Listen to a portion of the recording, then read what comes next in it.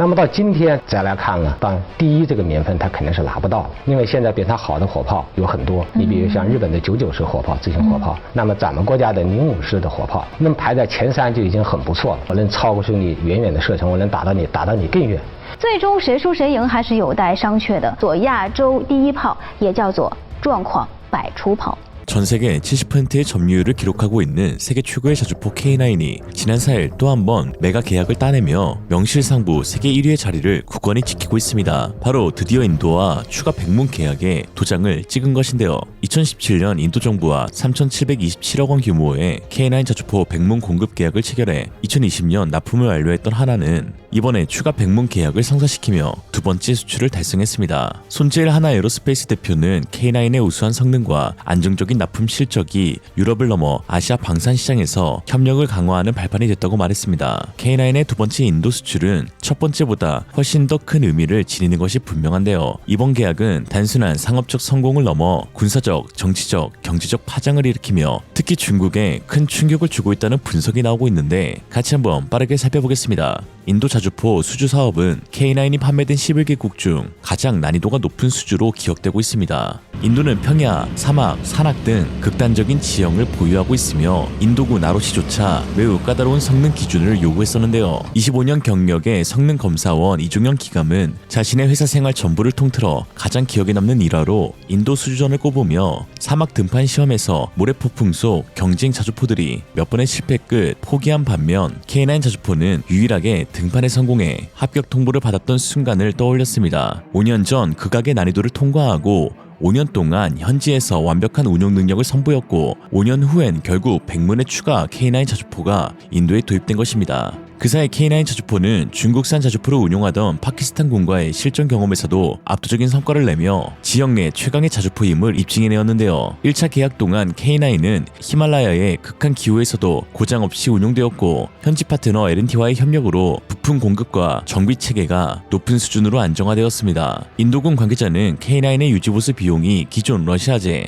2S19 무스타 S 대비 30% 저렴하다며 만족감을 표하기도 했죠. 이러한 만족감이 두 번째 계약의 핵심 요인이었는데요. 첫 번째 수출은 K9의 잠재력을 보여준 시도였다면 두 번째는 5년간 실전 데이터를 기반으로 한 검증된 선택입니다. 하나 입장에서도 첫 번째 인도 수출권은 매우 큰 도전이었는데요. 초기 10문은 한국에서 납품했지만 나머지 90문은 인도 현지 공장에서 모두 생산되었기 때문입니다. 인도는 IT와 소프트웨어에 강하지만 K9의 정밀공학을 충족할 제조력은 상당히 부족했습니다. 이에 하나의 베테랑 엔지니어들이 인도로 파견돼 밤낮으로 인도 L&T 기술자들을 훈련시키며 생산 기술을 전해준 결과 2020년 90문의 K9이 모두 완벽하게 납품 완료되었습니다. L&T는 100문을 5개 연대에 배치하며 현지화의 첫걸음을 뗐는데요. 인도 방산 전문가 아제이 싱은 L&T는 한화의 지원으로 자주포 생산 역량을 키웠고 이는 인도 제조업의 자립도를 높이는 계기가 됐다며 한국 엔지니어들은 절대 가르치기를 포기하지 않는 사람들이라고 감동받았다고 전했습니다. 두 번째 계약에서는 L&T가 이미 K9 생산 노하우를 내재화한 것이 가장 큰 장점인데요. 초기 불량률과 조립 오류를 확연히 줄일 수 있었습니다. 이러한 경험은 한화 역시 폴란드와 루마니아의 K9 자주포 현지화를 추진하는 데도 노하우로 작용되고 있습니다. 중국에서는 인도의 K9 추가 도입을 명백한 군사적 정치적 위협으로 평가하고 있습니다. 지난 5년간 현지에서 탁월한 평가를 받으며 추가 수출까지 따낸 K9인 반면 중국의 궤도형 자주포 PLZ-05는 현지에서 사용 부적합 판정을 받아 결국 파키스탄과 중국 모두 차륜형 자주포 SH-15 PCL-181 배치만 늘렸습니다.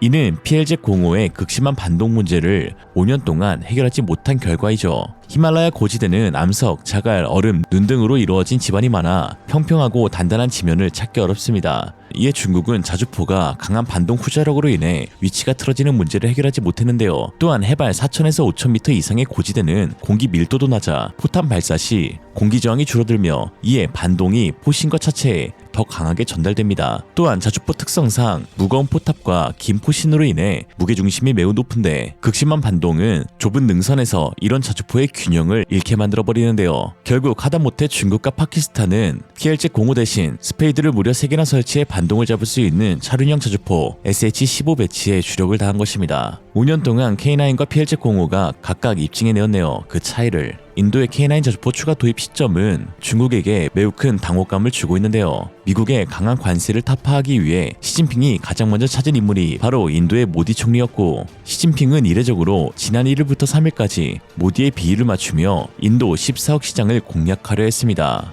양국 합쳐 30억이 손잡으면 미국도 두렵지 않다면서 중국이 먼저 화해 제스처를 내밀었죠. 그러나 연애를 다 즐긴 모디 총리는 그 다음날 한국과의 K9을 지시하며 중국 국경 분쟁 지역인 라다크에 추가 백문을 배치하기로 결정했습니다. 이는 사실상 중국의 공개적인 모욕에 가까운데요. 인도 방송 NDTV는 중국의 아부가 무색해지는 순간이라며 모디 총리의 행보를 주목했습니다. 이에 현재 중국 CCTV 등 공영방송에서는 의도적으로 K9을 비판하는 방송을 내보내고 있습니다. 그러나 어떠한 근거나 데이터도 없이 K9 자주포의 성능을 무조건적 비판하며 대규모 수출을 두고는 운 좋은 케이스라고 폄하하고 있는데요. 이는 K9의 성공이 중국에 주는 위협을 간접적으로 보여줍니다.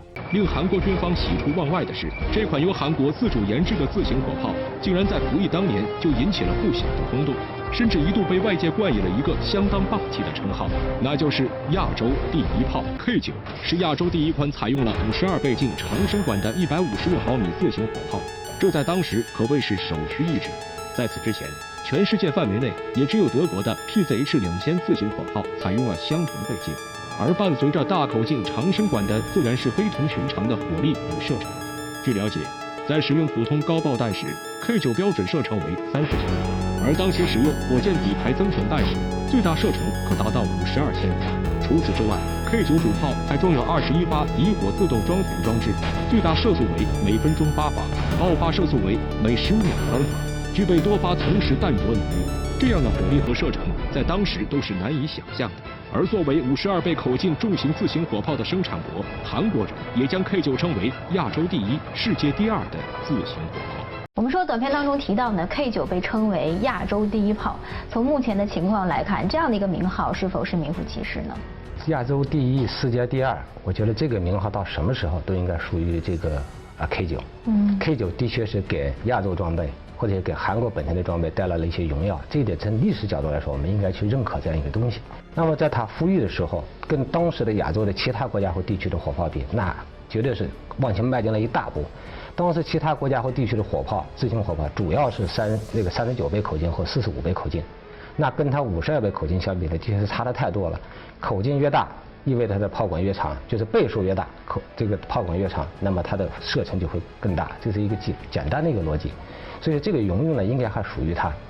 那么到今天再来看呢，当然第一这个年份他肯定是拿不到了，因为现在比它好的火炮有很多。你比如像日本的99式火炮、自行火炮，那么咱们国家的05式的火炮，咱们过天安门广场的，那这个火炮的单从射程角度来说，我们要远远的超出过它这个40-50公里这样一个射程。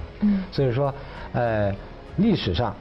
它的荣耀，它带来的这些亚洲第一、世界第二这个称号，我觉得我们应该认可。但是今天的亚洲装备市场情况来看，它可能只能排在，我个人觉得啊，能排在前3就已经很不错了。我们发现呢，印度已经购买了俄罗斯的特90坦克，同样采用特90底盘的2S19榴弹炮才应该是印度的不二之选，但是我们发现印度却是放弃了，这个怎么去解释？ 主要还是说 2S19这个东西是一个像曲老师说的半路出家的一个改进品。那么它是在旧有的主战坦克底盘上加装了这个自行火炮的炮塔。对于自行火炮来说，它是一个先天的缺陷。K9现在它第一开始设计的时候就是一个标准的自行火炮，同时呢，它又有非常成熟的实践的这个使用的经验。巴基斯坦老将助阵，不惧高手，远道而来的 K9能否帮助印度实现大逆转？好的装备。 或者是卖的贵的装备，在战场上不一定就能好使唤。它经常有演练过程当中，发射的炮弹是哑弹，发射不出去。亚洲第一炮变身状况百出炮 ，K9身为韩国的明星装备，却为何如此善变 ？K9正是屡尝败绩的印度为了翻盘而搬来的救兵。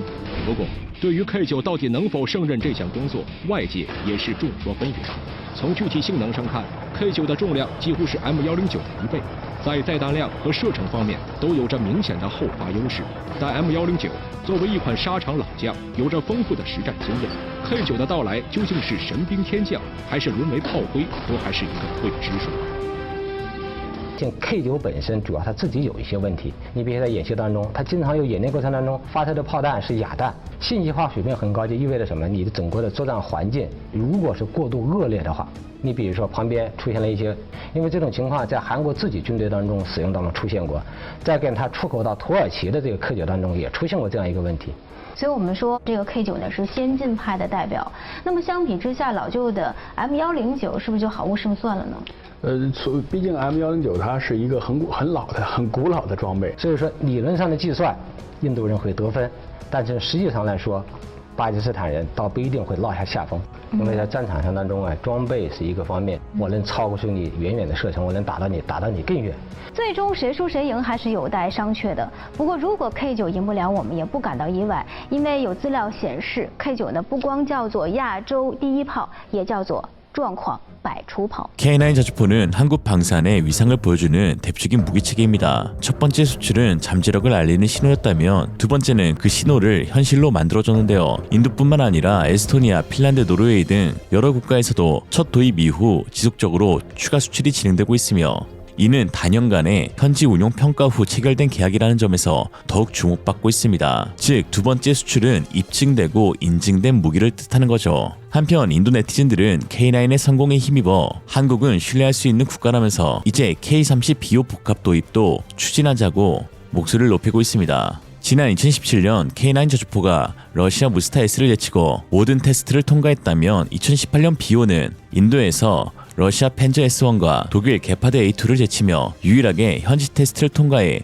우선 협상 대상자로 선정되었습니다. 펜저와 게파트는 당시 복합방공 체계의 양대 산맥이었는데요. 비호만이 유일하게 성능 테스트를 통과하며 전 세계에 그 기술력을 입증했습니다. 그러나 2020년 9월 최종 도입이 무산되었는데 전통적으로 인도의 방공 체계를 담당하던 러시아의 입김이 작용했던 결과였죠. 인도로서도 러시아 무기를 배제하고 비호를 구매하기 어려웠던 것으로 보이는데요. 하지만 이 테스트에서 비호가 경쟁자를 압도했던 사실은 변하지 않았고 이로써 국제적 명성을 얻었습니다. 현재 러우 전쟁을 통해 드론에 대한 방공 대책은 더욱 중요해지고 있습니다. 이에 인도가 다시 비호 도입을 추진 중인데요. 러시아와의 관계도 재정립되었기 때문입니다. 비호는 35mm 쌍포와 미사일로 분당 1100발을 발사하여 드론과 저고도 위협에 특화된 성능으로 인도군의 대공망 강화를 약속합니다. 최근 인도 방산부 관계자는 K9의 신뢰성이 비호 계약 협상을 가속하고 있다며 2025년 내 체결 가능성을 시사했습니다. 한국산 무기는 이처럼 해외 현지에서 더욱 인정받고 있는데요. 이는 메이드 인 차이나와 가장 차이나는 부분이 아닐까 싶습니다.